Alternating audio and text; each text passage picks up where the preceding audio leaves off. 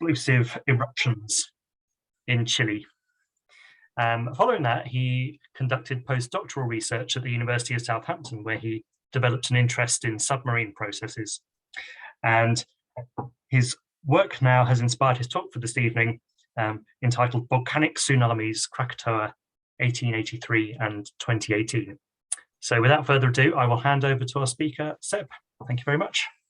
Right, thank you very much, Tom and Roger, and thank you for coming. And as I think Tom's already said, please do feel free to ask questions either in the chat function. I will see if I can look at those as we go along, but if not, I can come back to them at the end, and we can answer any questions then. So I'm going to share the screen. You should see a PowerPoint. Please shout out if nothing appears, but hopefully it's there now. And I'll start this as a slideshow. Okay, right. So yeah, thanks again for coming. And what I'm going to talk about tonight is links to research I've been doing actually since I was at Southampton. So I guess for the last 11 or 12 years now, which has really started exploring landslide processes on volcanic islands, and then gone on to sort of better understand specifically volcanic landslides and the hazards they generate, moving on to some historical events. And that, of course, includes the Krakatau eruption of 1883, where the vast majority of fatalities caused by that eruption, so around 36,000 people were killed by that catastrophic eruption. The vast majority of those were from the tsunami generated in the culminating stage of that event. And I was involved in a research project actually investigating or reinvestigating this tsunami and the parameters of the event that caused it, when in 2018 there was another devastating tsunami generated at the same volcano, but this time with quite a different mechanism from the sort of rejuvenated volcanic system that appeared after the 1883 eruption. And these two volcanic tsunamis from the same site are very different in many of their characteristics, actually. But they both help us better understand what is a relatively poorly understood volcanic hazard, for a range of reasons, and partly because we have few sort of historical examples of this type of volcanic process.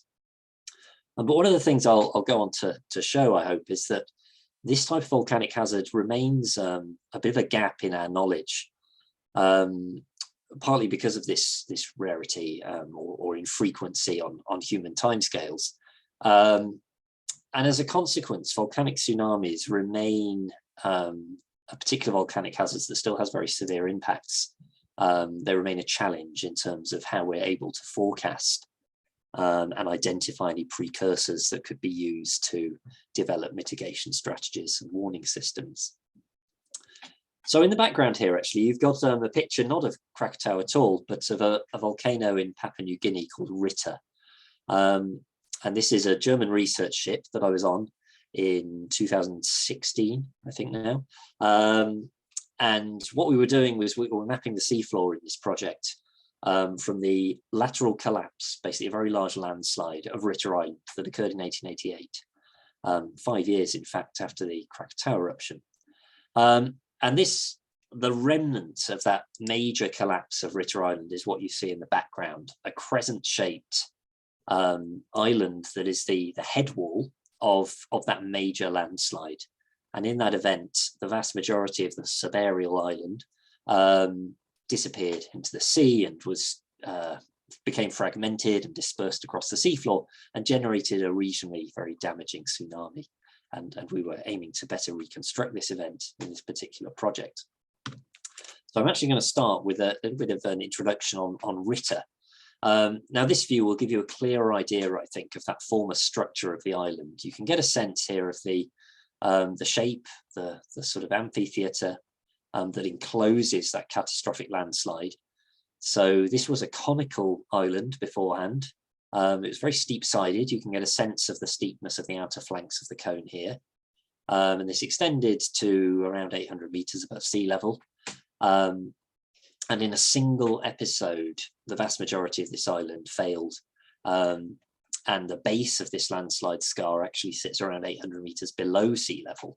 So around 1.5 kilometers of rock was mobilized in a single catastrophic event as the volcanic structure failed. And that, as you can fairly clearly envisage, I think, displaced a large amount of water and generated a landslide-driven tsunami. Now, we don't have very sort of good direct observations of this event. There's no doubt that it caused devastation around regional shorelines, which would have been populated coastally. So there's this island in the background, for example, which is populated today and was at the time as well. So there are no direct eyewitness accounts from those islands, but it's likely those coastal villages were destroyed or very severely damaged, at least in the nearby area. But there are some more distal reports for distances of up to 500 kilometers that's reported on this tsunami. And the event wasn't particularly well understood at the time, and indeed wasn't well understood for a long time afterwards. It was initially thought this was another Krakatau-like event, so generated by a large explosive eruption. But our current interpretation is actually this was a landslide-driven event. And there probably was some associated volcanic activity, but that wasn't the main driver of the collapse or of the tsunami generation. You can see from this early drawing that you get an idea of what the island looked like beforehand, before its failure. And then this seafloor mapping data. So this now shows a map of the seafloor. The red is relatively shallow and the blue is much deeper water. You can get a sense of the submarine volcanic structure, and that this builds up from the seafloor. It's a much larger structure than you would see from the island. And this landslide cut right to the base of the edifice, distributed that material over the seafloor. We can see that there's a young submarine volcano rebuilding in the collapsed scar. And that seafloor mapping that we've worked on has helped us sort of reconstruct the event in more detail. We can see that the mass from this material was dispersed actually for a distance of around 80 kilometers across the seafloor. Had a range of interactions with the seabed, was highly erosive and triggered secondary failure on the seafloor of sediment, so that the total volume involved in the event was actually much, much larger than the initial landslide itself. So this map just gives you a sort of impression of that distribution of material over quite some distance. You can see the scale bar here of 20 kilometers and a Ritter right down in the bottom corner here. And by sort of this type of mapping, by internal imaging of the landslide, so this is geophysical imaging that shows the internal structure of the collapsed deposits. You can see how they have incised into the well-bedded seafloor and the deposits of the material itself. We've collected samples from those deposits. We've done this type of mapping to really try to piece together what took place in this event. So these types of failures do happen. They're not unprecedented in the historical record. And indeed, if we go back into the geological record, there are many examples around volcanic islands of these types of deposits, some of which are much larger and scale to the size of the island in a broad sense, at least. So it's clear that volcanic structures can fail in this way. We also know this from subaerial volcanoes. So something like the Mount St. Helens eruption would be a comparable style of event. But in island settings, of course, these can be tsunami generating. And I just put this global map up to highlight that we know about events of this type, really in all volcanic and volcanotectonic settings, with many, many examples. And you may have heard of examples put forward in the Canary Islands, for example, scenarios that perhaps a catastrophic failure of this type today could generate a damaging tsunami, even on the scale of the Atlantic Ocean basin. So these are certainly fascinating events and important events for us to have a better understanding of. Now, as I mentioned right at the start, volcanic tsunamis are probably one of the sort of lesser studied volcanic hazards, partly because of a limited number of historical events. But I put this list up here to highlight from this study that actually examined fatalities from volcanic events. And you'll see how high up this list tsunamis appear. which might be surprising at first because it's not a hazard we typically associate with volcanism.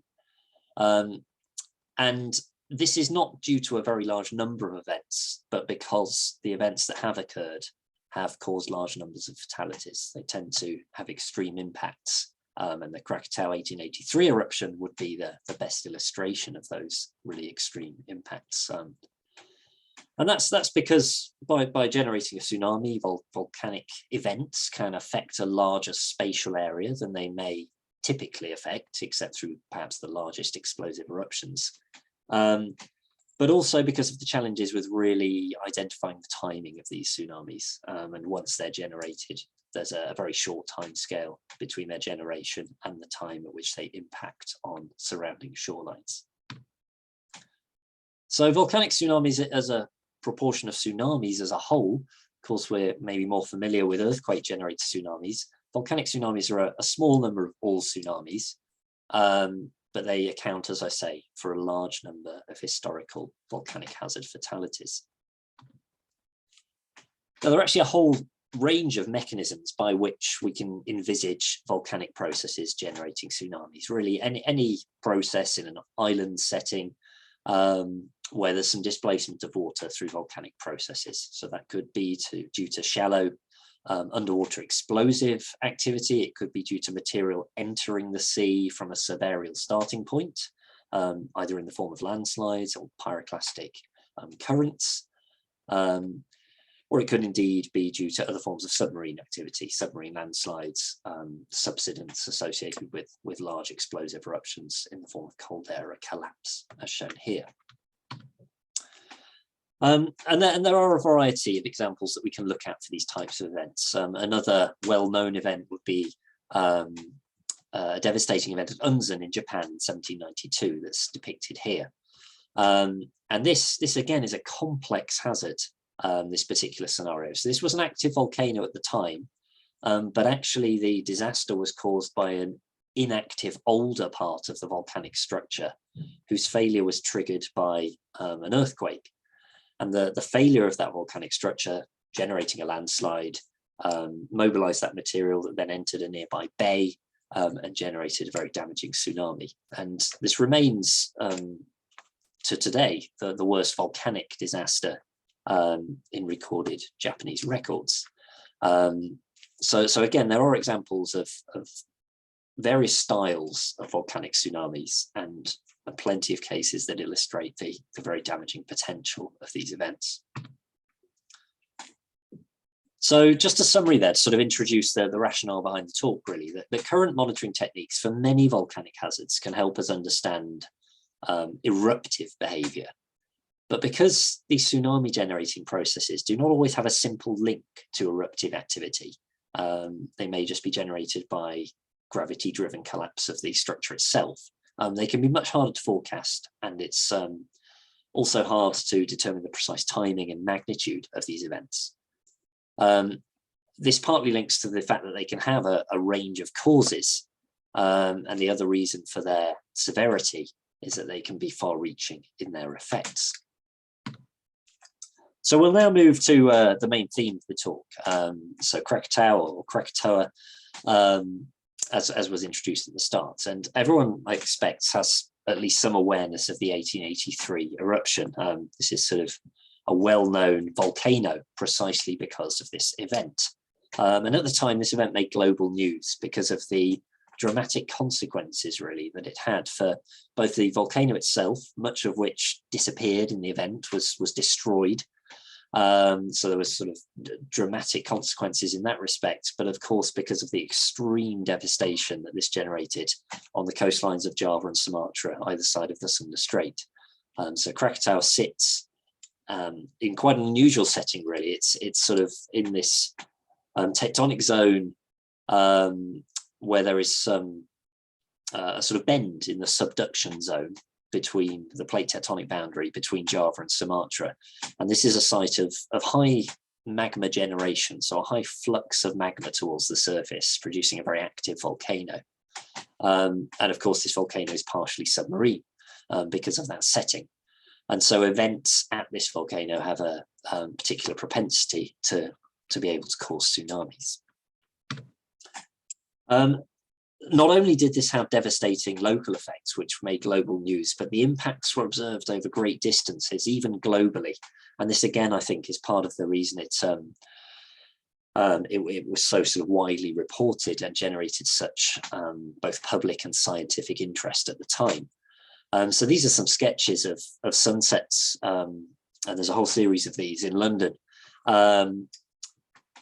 in the months after the event. And these were connected to the eruption. It was recognized that there were global consequences from the dispersal of volcanic aerosol and particulates in the atmosphere following the event. Also recorded was the pressure wave generated by the eruption, and this was detected by barometers globally. So there were various sort of factors that generated a lot of interest in investigating this particular eruption. But actually there's, from the time, relatively limited understanding of the precise mechanisms of tsunami generation. So clearly recognition of the devastation that the tsunami caused. But even to this day, still limitations in many aspects of how the tsunami was actually generated. Now, if we go back to maps at the time, we can see some of the consequences of this event and the dramatic changes that took place. So this is a map based on maps taken shortly after the eruption. And we can see the change, first of all, to the island itself. So this is Krakatau, which was the main island of Krakatau. And at the time, this was a site of 3 volcanic vents, these 2 lower vents to the north and a larger, more elevated vent to the south. And about 2/3 of Krakatau were destroyed in the event, just leaving this southern part of the island remaining. And what was left afterwards was actually a subsidence structure, which is a common structure that we get after very large explosive volcanic eruptions, where you've evacuated large volumes of magma from the shallow crust. And so the overriding rock subsides into that space, leaving a large subsidence crater-like in its morphology, but much broader. That type of structure is left behind. So that's what we call a caldera, and then the caldera Krakatau was submerged. So first of all, we can pick out that detail. And actually also at the scale of this map, we can also pick out the tsunami impacts. So this sort of stippled area around the coastline shows the area where inundation and damage was caused by the tsunami. And you can see the scale here. So in places, the tsunami ran inland for 10 kilometers or more, generating extreme destruction in these coastal towns. Some of the sort of ideas of those impacts are illustrated by photos taken after the event. We can see destruction of, so here we've got sort of a metalwork infrastructure, some sort of rail car masonry buildings being destroyed, and extremely large blocks of coral reef that were rafted inland. So we can see a person here for scale, gives you an idea of the size of these individual blocks that were carried inland by the tsunami. And this is at a distance about 50 kilometers away from Krakatau itself. Another example of a similar effect would be the steamship that was left perched 2.5 kilometers inland up this valley, in this case on the Sumatran coast. And the buoy from this ship is still there today to mark the point where it was stranded inland in the town of Telok Bitong. So what do we know about the 1883 eruption, specifically from the tsunami perspective? Well, first of all, we need to understand a little bit about the eruption itself first, to think about what constraints we can place on the tsunami. So the eruption started earlier in around May 1883 and had been going on for several months. And this was recognized as being a relatively powerful explosive eruption. There are several reports and maps and so on from the time making observations of these early eruptive phases. But that eruption behavior really began to change on the 26th of August and become very intense. And that intense phase lasted for a number of hours and involved several discrete pulsatory explosive phases. We got a record of those explosions from the gasometer pressure gauge in Batavia, which is where Jakarta is now. So this is some distance away on Java, but there are many fluctuations from air pressure waves recorded in that by that pressure gauge that give us an indication of discrete explosive events. And you can see that there are several very powerful events, but the most powerful was that at around 10 a.m. And the timing of that most powerful explosive event coincides very clearly with the onset time of the tsunami, based on our understanding of tsunami propagation, and when it would be modelled as having been initiated. So there's a clear correspondence between that largest explosion and the process that generated that very damaging tsunami. But there were clearly many other phases to this culminating stage of the eruption, many other powerful explosive events. And it's likely that all of these generated pyroclastic density currents, individual pulses of pyroclastic density currents. So those are fragmented magma expelled by the volcano and moving as hot flows of both solid particles and gas. And these were dense flows that would likely have displaced seawater ahead of them. And we can see evidence for their deposits on the surrounding islands and indeed across the seafloor around Krakatau. So we can see evidence actually for those pyroclastic density currents as well, even more distally. They clearly overran the seabed, but parts of them were actually low concentration and could move across the sea surface. And we see evidence of them devastating islands to the north of Krakatau. These two islands here are Sabesi and Sabuku, which you can see on this map here, further north in the Sunda Strait.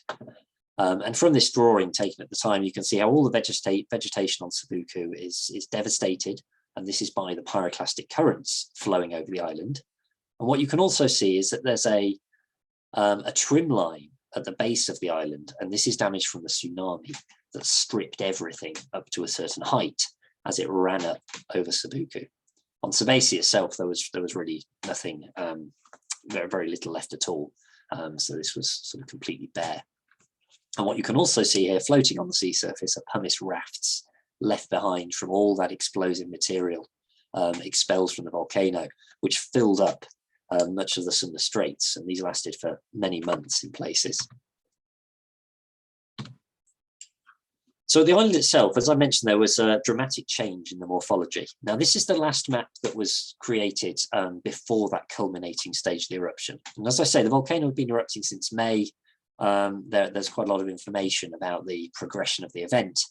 And this map shows a series of active volcanic vents on Rakata, aligned north-northwest, and marking actually a major scarp that control the caldera subsidence in the final stage of the eruption. So this is all the part of Rakata that was ultimately ended up beneath sea level and was destroyed or subsided in the event. Now the first map after the events is this one shown here, and we can see the change to the shape of Rakata. Most of the island has disappeared, the former coastline shown here in red. We can also see that these two other islands have grown, particularly this island called Valaten here on this map, or Sertung. The coastline of Sertung has been hugely extended by the deposition of material from these pyroclastic currents. So we can tell that there were very thick pyroclastic currents expelled by the volcano. We clearly might link these to the tsunami generation. So those deposits are referred to as ignimbrites, which is what I've labelled there. And this is the zone of caldera subsidence. Now, in terms of individual tsunamis, actually, if you look at contemporary reports, there was a whole series of tsunamis during those earlier stages of the culminating eruption. So over that 12-hour period, there were many tsunamis recorded in the Sunda Strait, some of which caused significant damage in coastal towns.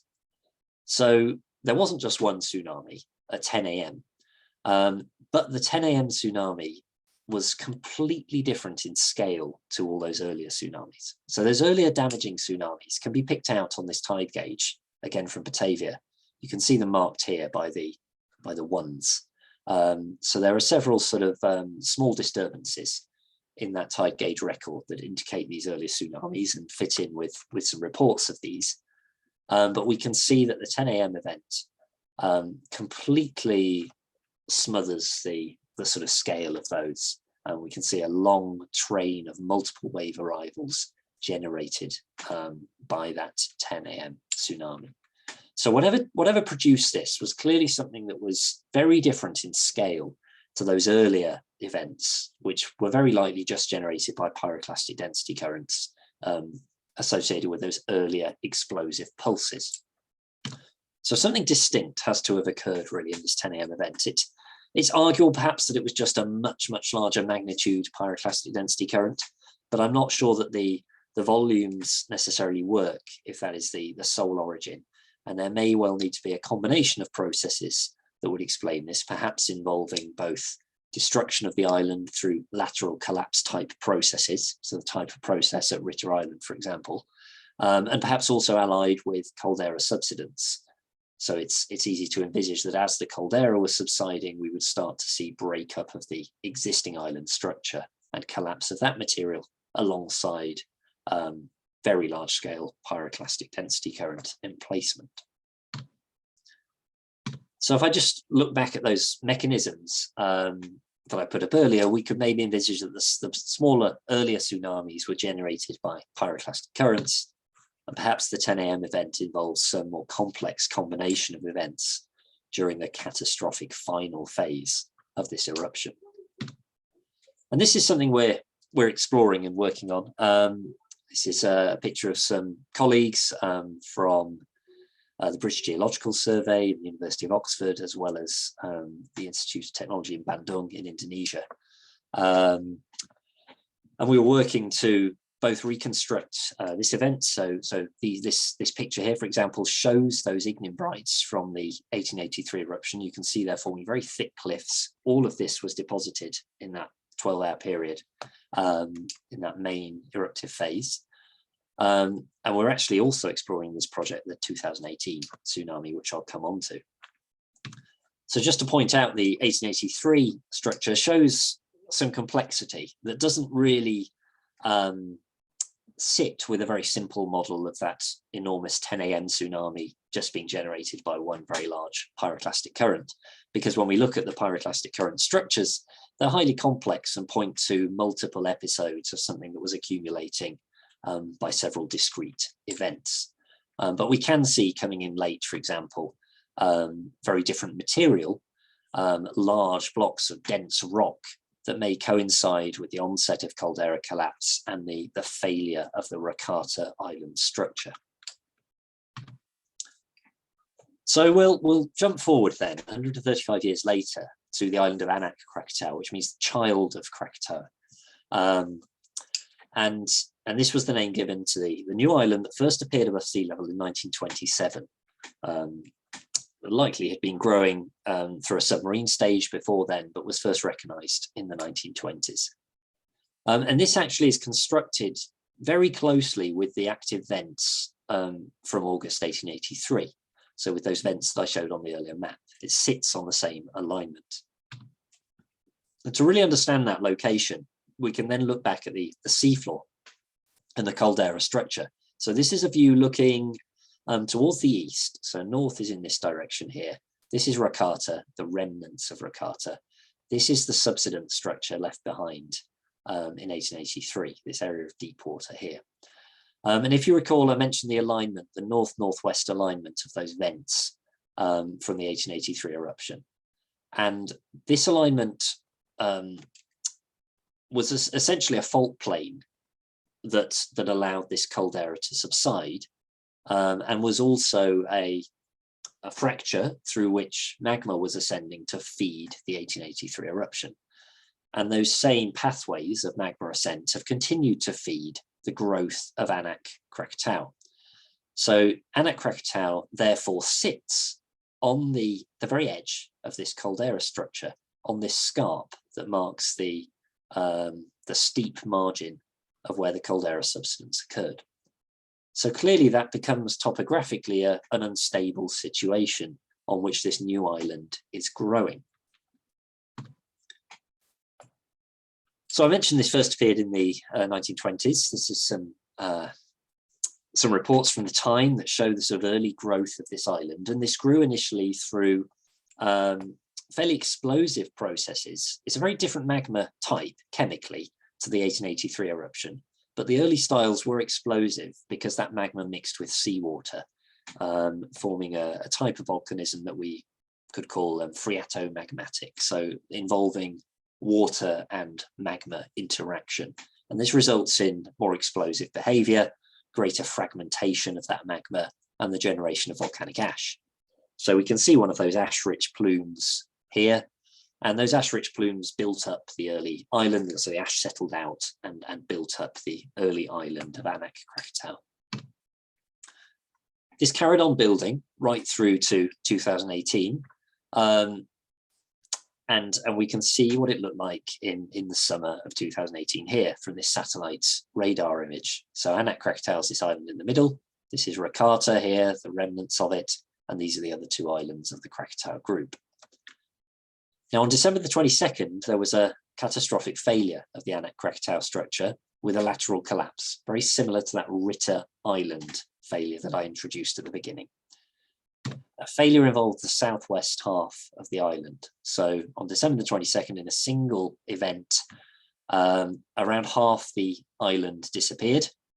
Across this sharp scar here that you can see cuts right through the structure, and all of this southwestern half of the island failed into the sea, generating a damaging tsunami. So 135 years later, another devastating volcanic tsunami of quite a different type generated at Krakatau, impacting the coastlines of the Sunda Straits again, particularly damaging on the coastlines of parts of Java. And over 400 people were killed by the tsunami generated by this event. So this ran up with a height of several meters in places, certainly not of the scale of the 1883 tsunami, but still extremely damaging. You can get a sense here from these images of some of that damage in coastal towns. Now, to really understand the generation of this particular tsunami, we have to think about the structure, the structural setting of Anak Krakatau, and why the volcano became unstable. This wasn't really sort of recognized in terms of monitoring data before the event. There were some studies that had pointed out this potentially unstable position of Anak Krakatau. But there was nothing from the monitoring signals at the time that identified incipient collapse, or that there was any expectation of the volcano failing at this particular point in time. So the volcano was erupting in 2018, but it had been erupting very frequently in preceding decades. And there was nothing particularly unusual about this eruption. It was relatively intense, but nothing had been noted to suggest this failure was imminent or likely to occur. And as a consequence, the first recognition of the event was the arrival of the tsunami. There was no warning. So the first recognition was the tsunami arriving on Java. It hadn't been recognized that the volcano had collapsed before that point. So to think about why it failed, we can go back to the setting of this volcano. Now, the blue contours are the map of the island before it failed. And the red line marks that 1883 vent alignment and the edge of the caldera scarp. You can see that runs right through the middle of the island. If we look back at early maps of the growth of Anak Krakatau, we can see that in the 1930s, it was already highly asymmetrical. So we got this early ash generating activity, building up the island. But of course, although this might be dispersing concentrically around the crater, part of it's falling on shallow seafloor, low gradient, and parts of it's falling on the steep side of the caldera and running down into that deep part of the caldera. So we've already got strong asymmetry developing on the steep scarp here, with little accumulation of debris and material accumulating on the northeast side. And this continues, and you can see from the change in the coastline that southwest side is unstable even at that point, giving the island structure a really strong asymmetry. Growth continues through to the 50s with similar style of behavior. And then in around 1960, the eruption style changes. And it changes because the vent becomes high enough that it no longer interacts with seawater, so it becomes above sea level. So we can see in the 50s here, we've got a crater lake, there's still interaction with seawater. But at about 1960, there's enough material that this now sits above sea level, and the magma reaching the surface no longer interacts with seawater. Because it no longer interacts with seawater, it's no longer erupting explosively. And so it reaches the surface predominantly to form lava flows and more gentle explosive eruptions that builds up a steep-sided cone. But essentially that material after 1960 is then confined to within this asymmetrical crater wall, because the lava flows cannot flow in that direction. They're going to be controlled by topography. And so the lava flows actually flow preferentially onto the southwest side. So the island starts then building up on the southwest steep sloped, unstable side, as you can see here. So island growth after 1960 is predominantly on that side of the island, right up until the 2018. So if we sort of map out that changing coastline through time and try to look at the sort of relative growth of the island, the two halves of the island either side of this caldera scarp, we can see that asymmetrical growth. So the early explosive ash producing phase, what I've called the phreatomagmatic stage here, principally growing on the northeast side, and then subsequently in the lava producing subaerial stage, growing on the southwest side, the side that ultimately failed. Now this is important because it helps us understand the inherent instability of this volcano. It had this this asymmetry that it had inherited from the 1883 eruption. And this was sort of exacerbated by the early eruption styles that built up the cone on the northeast and meant that lava flows subsequently could only build out on the unstable steep-sided side. So we have these dense, thick piles of lava with a steep-sided cone on top of them, likely on top of weaker material and clearly on top of a structural discontinuity. We then have in eruptive events an active hydrothermal system, potentials of alteration of this material, and a big change in mechanical properties of this rock either side of this discontinuity. So this ultimately explains why this edifice, this structure became unstable. Now, as I say, the collapse itself occurred during an ongoing eruption and was followed by very intense explosive activity because, of course, this failure then cut the vent beneath sea level. So we returned to interaction with seawater, returned to phreatomagmatic ash-generating behavior. And you can see those post-collapse ash-generating eruptions here. This subsequent activity actually was very vigorous and caused the island to grow very rapidly from this post-collapse landslide stage here through to infilling much of the scar, so that the volcano by January 2019 looks very similar to how it did in the 1950s, as you can see from these images here. So this structural asymmetry strongly marked at Krakatau. Now, in some ways, this is an unusual situation. It's not likely that we can explain all volcanic tsunamis or instabilities in this way. But there's some evidence perhaps at Ritter that there was also gradual deformation. And certainly understanding the sort of long-term growth of volcanoes and their internal structures is likely very important information for understanding future sites of instability and the size and direction and so on of failures. So what else can we say about the Anak Krakatau event? If we look back at it now, is there information that might have helped us better understand its failure, and particularly the timing of that failure? Unfortunately, in many respects, I would say this remains very challenging because there's no sort of simple eruptive signal that links to the timing of this event. There is some evidence in data that has been published that suggests that there was gradual deformation of this southwest flank that at least demonstrated that this was unstable, as indeed the structural long-term picture might have suggested. So that deformation is what's shown in this figure. These arrows show the magnitude of movement in months preceding the failure, and we can see that the lavas on this southwest side show clear evidence of gradual movement. The pre-collapse eruption was typical in style of eruptions over preceding decades, although it was intense. But its intensity actually peaked. That's what's shown here. So this is July to December 2018. And the black curve is essentially showing the intensity of the eruption rate. And we can see that this peaked, particularly in September, October. There were several episodes of elevated activity. And if anything, that activity, which is also shown in the cumulative curve, was waning by December. So it's not as if there's a clear signal here that this is sort of culminating in a collapse, or there's a build-up of this signal. Rather, the most intense stage of that eruption appeared to be over. Now we can see that the collapse itself did coincide with a slight intensification, but nothing that was sort of out of line with those many earlier events. So this all would make it very difficult to identify any precise timing of the failure.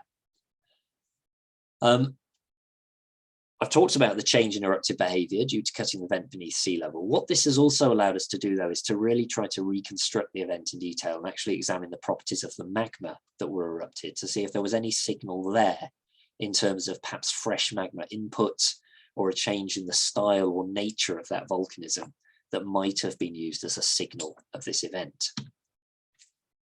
So some of the research we've been doing is actually looking in detail at that collapse-associated volcanism, the eruptions that took place immediately before and immediately after the collapse, and what that tells us about the state of the volcanic system. So first of all, there's no sort of clear geophysical signal of the volcanic events that seems to have preceded the collapse.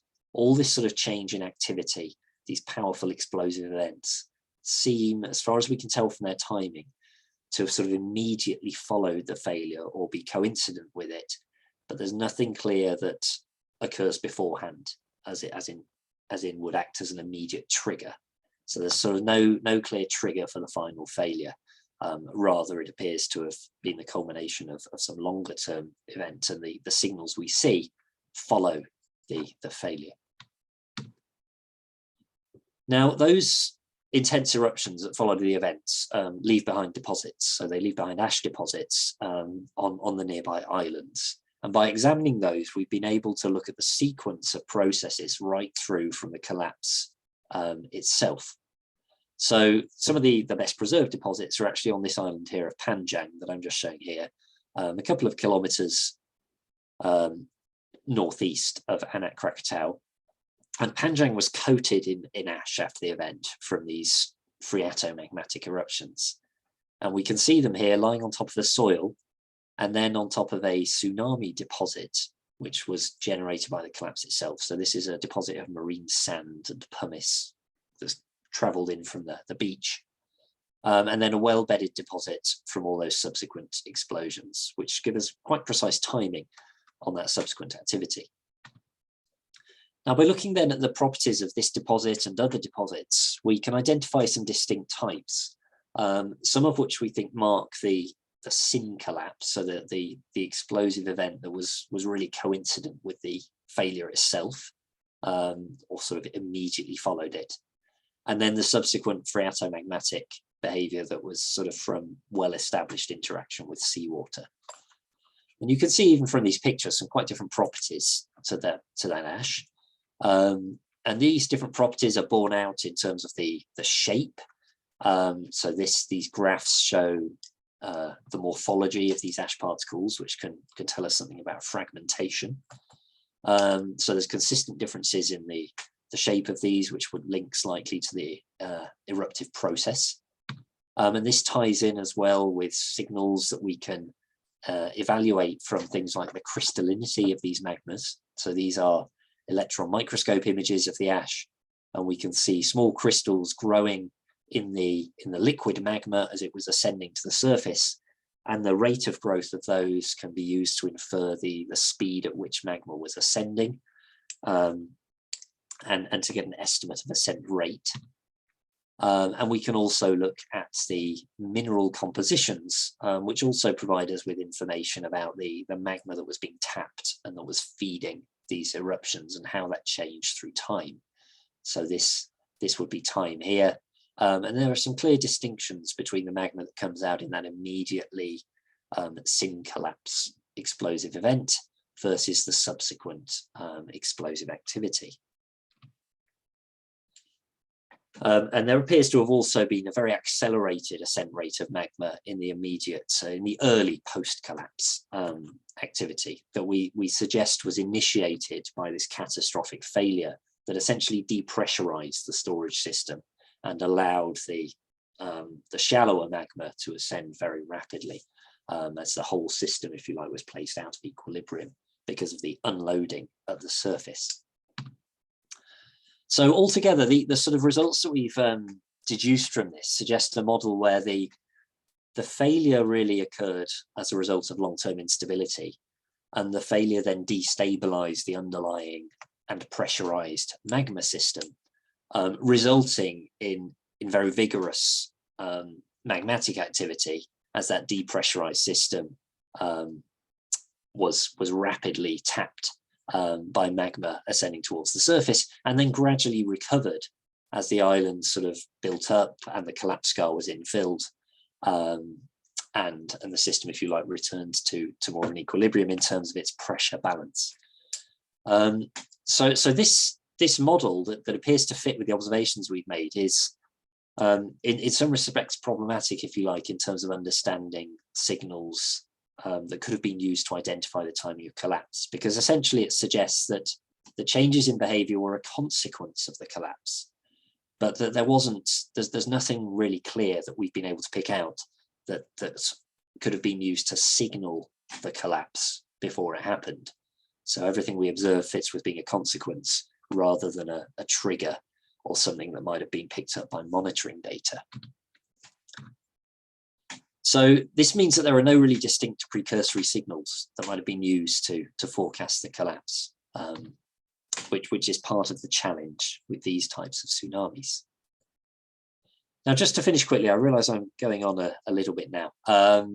So we have also alongside this, and this is work led by colleagues from Southampton, mapped some of the submarine deposits from this event, which again allows sort of reconstruction to really understand how this tsunami was generated, the size of this event, and so on. And we can see from these submarine maps, this is now a view towards Anak Krakatau, which you can't see, it's in this gap here. But these blocks on the seafloor weren't there before the event. These are all the material that failed, that slid into the sea as part of this landslide.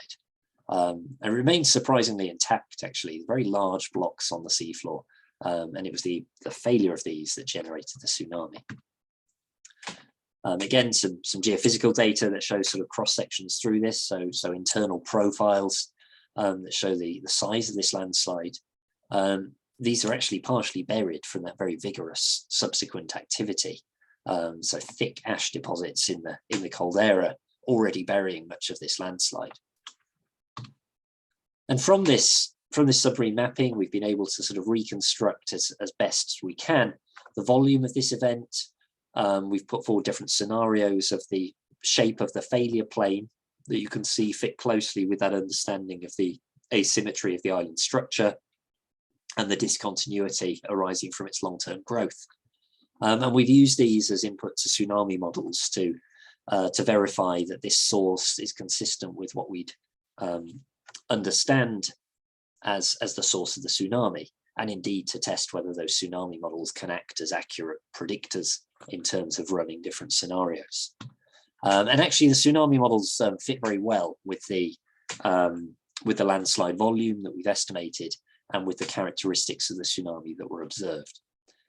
So we can see one of those simulations here in terms of the proximal generation of the tsunami from so this isn't inevitably simplified, of course, in terms of some details and in terms of how the material is represented, but we can see the failure of that mass from the island entering the seawater, generating an initial wave, so a crest radiating outwards, initially to the southwest in the direction of failure.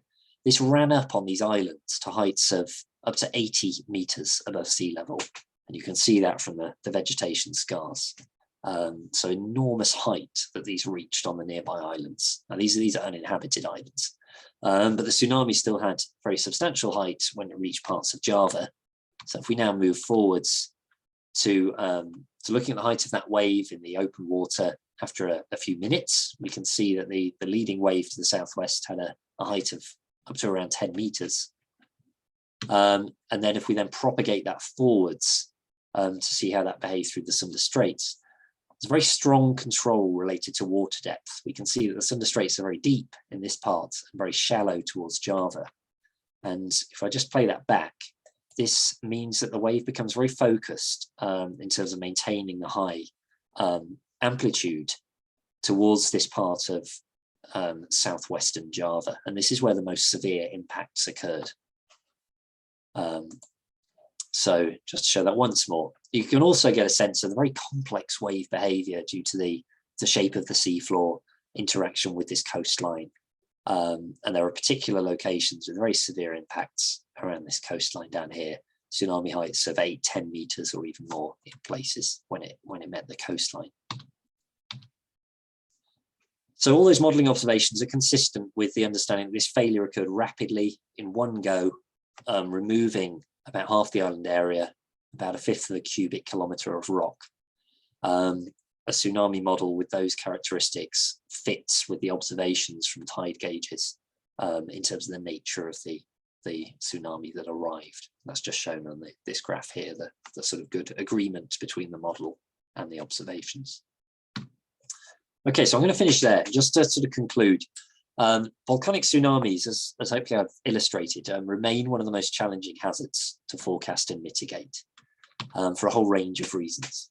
This means that historical events are actually very important to better understand what drives volcanic tsunami generation and the variety of processes that can lead to these events. These can be lateral collapses such as Ritter and Anak Krakatau, or indeed powerful explosive eruptions such as that of 1883. We hope to continue to make new observations of the 1883 events to better understand the processes that led to that really catastrophic tsunami in the final stages of that eruption. Lateral collapse tsunamis do not have a simple link in many cases to eruptive activity. Both Ritter and Anak Krakatau have something in common, and they were sites of high magma output, likely relatively rapidly growing volcanic structures. And there's some evidence that sort of long-lived deformation signals and understanding of internal structure is a really important source of information for understanding future instability, particularly given that immediate precursors may not give a strong or clear indication of when failure may occur. Okay, so that's the final slide. Right, I will stop sharing. I can always bring things back up and just go to the chat and open it up to questions. Thank you very much indeed, Seb. So indeed, let's just check the chat and the Q&A panel to see if there are any questions coming in. Can I ask a question in the meantime, if I may? Are there any volcanoes currently building up in a sort of a precarious position that might be prone to instability and collapse? Is there anything we're watching at the moment? It's a very good question. I think it's, you know, the honest answer is, I think we probably don't know about many volcanoes, and this is sort of, I suppose, an issue that we need to try and overcome, in that we often really sort of advance our understanding of volcanic processes, and indeed many geological processes, after sort of disasters of this type. So if you like, the Mount St. Helens eruption triggered a much improved understanding of the specific processes involved, and you could point to many other examples where our understanding is advanced by learning from an event that has been well observed and that often had devastating consequences. And there's no doubt that sort of after the Krakatau 1883 eruption, many things were learnt in terms of our understanding of large caldera-forming eruptions, and indeed we're getting new insights from the 2018 collapse. But really the challenge is then to try to identify future sites of instability, and really build on this information so that we can translate that information to actually developing better management strategies and warning systems and so on. And that's a big challenge, I think, but clearly a challenge that is important. So yes, I think there are likely volcanic islands where we have limited knowledge of their past geological behavior and limited understanding, therefore, of their sort of setting and long-term growth. Thank you. I can see there's been a question in the Q&A panel from Mike Howe, who asks, apart from the interactions with seawater, have there been any long-term changes in the geochemistry of the magmas? So, yeah, I mean, so there was a sharp shift after the 1883 eruption. The 1883 eruption was a relatively silica-rich magma, a sort of rhyodacite. So high silica, high viscosity, typical of sort of a mature subduction zone volcano, and the type of magma that we generally associate with large explosive eruptions. Those types of magmas tend to sort of be typified by sort of long-lived magma storage systems, so that the accumulation of large volumes of magma in shallow storage bodies, and clearly that large volume was there to feed the 1883 eruption. Now, subsequently, the magma that first emerged at Anak Krakatau was much less silica rich, what we'd call a sort of more primitive magma, something that we expect from perhaps earlier stages of a volcano's development or a simpler volcanic system. So this is more like the magma we'd expect to be coming from the mantle and transiting through the crust relatively rapidly with more limited modification and storage. So this fits with the idea that, if you like, the 1883 eruption destroyed the shallow storage system beneath Krakatau and allowed fresher magmas to ascend more rapidly through the crust, right through to the surface. So that type of basaltic or basaltic andesite magma has consistently erupted throughout Anak Krakatau's growth record. Very, very little variation. One or two periods of slight fluctuations, I think in 1980. Certainly the bulk chemistry of the magma that came out in 2018 shows no indication of change. There are subtle shifts in the crystal chemistry, but there's no strong evidence of sort of fresh magma input or a sharp shift in chemical composition that coincides with the event.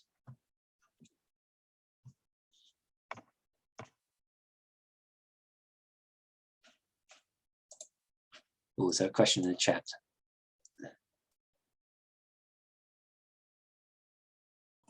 You're quite right, there is, yeah. Jeremy says, fascinating talks, thanks. Is there a way that the nature of a lack of activity indicates a build-up of pressure? Yeah, it's an interesting correlating eruptions to collapse. Yeah. I mean, I think it would be difficult to sort of say that on the, perhaps at an individual volcano, to sort of really use that as a forecasting tool. I mean, I think in general, many of the most hazardous volcanoes tend to be those that we know the least about, and the ones that we know the least about tend to be those that have the fewest historical eruptions. So there are volcanoes that are characterized by very frequent eruptions, so a relatively sort of open system, and those tend to not lead to particularly high magnitude eruptions because of that. So I guess this links to your suggestion of sort of, less frequent eruptions, a lack of activity, is more likely to correlate with bigger events when things do happen. And I think, that is largely true. If we look at the record of many volcanoes, that sort of the biggest events tend to be infrequent, and often are volcanoes where there's been a long repose interval, a long period without much happening. It's not a hard and fast rule, though, I'd say. And I think I don't think it's more sort of a broad pattern than something that we could really use to sort of define what subsequent processes might be expected. I mean, we can use Anak as a counterexample, I guess, in that it failed in this catastrophic way, and yet it was almost continuously active. So I think really we can have these styles of activity, unfortunately, at both types of volcano, if you like, regardless of the past eruption rates.